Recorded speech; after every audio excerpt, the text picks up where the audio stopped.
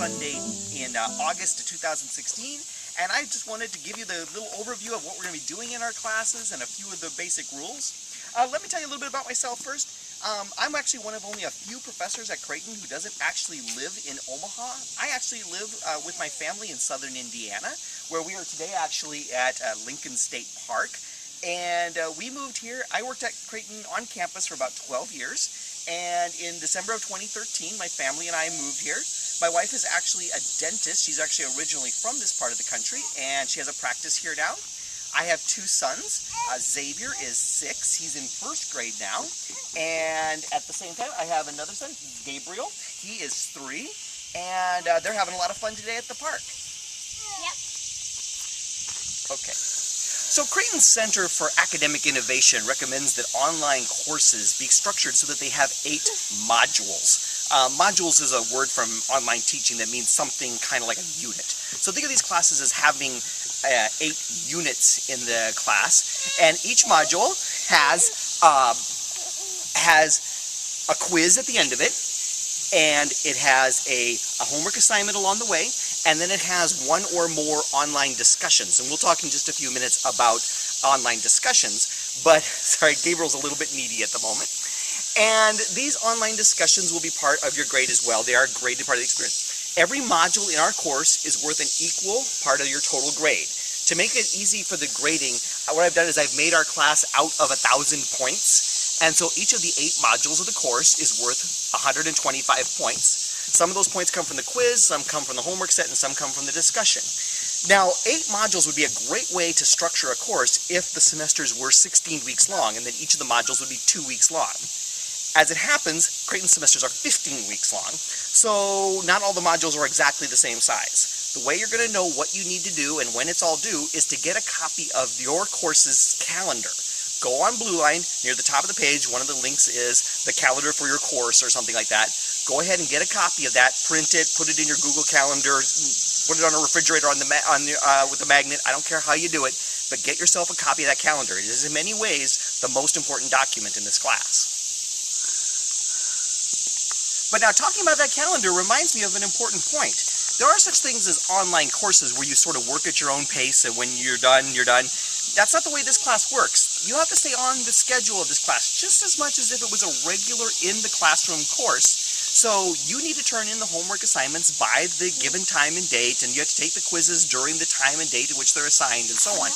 Just like as if we were on campus, okay?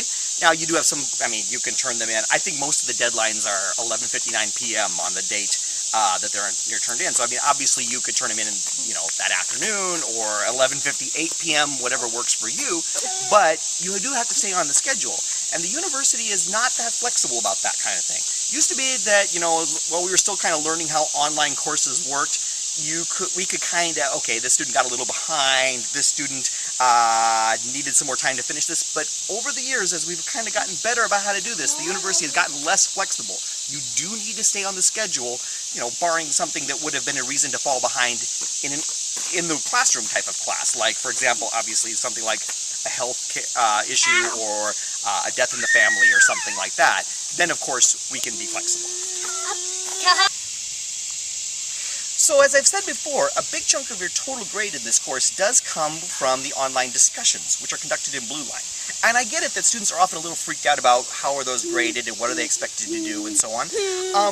Every one of the modules has at least 1 discussion associated with it, and it consists of 2 parts. First, there'll be a set of questions or an activity or something that you do and you write about, and you can't see what any of the other students have written or anything at that time. Then, once everybody has turned that in, you have to respond to the original posts of at least 2 of your classmates. Now, those responses, Creighton Center for Academic Innovation has an actual set of policies about that. They need to, in some way, advance the discussion. You can't just say, yes, I agree with you, or, oh, I think that idea is dumb, or something like that. You have to actually show that you have read and understood and can advance the discussion.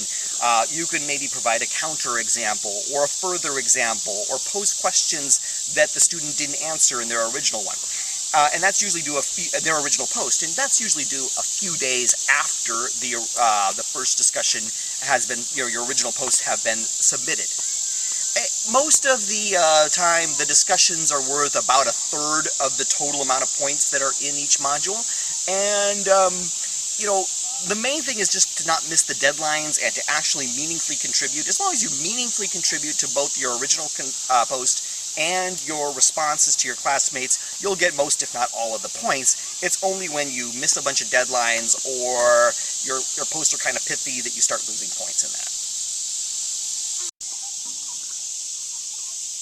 All right, well, that's about it, I think, as far as, you know, welcoming you and getting you started on this class. You're ready to get started. You can go ahead and start watching lectures and doing the readings and working your way through the overviews of each of the modules and working on your contributions to the discussions and so on.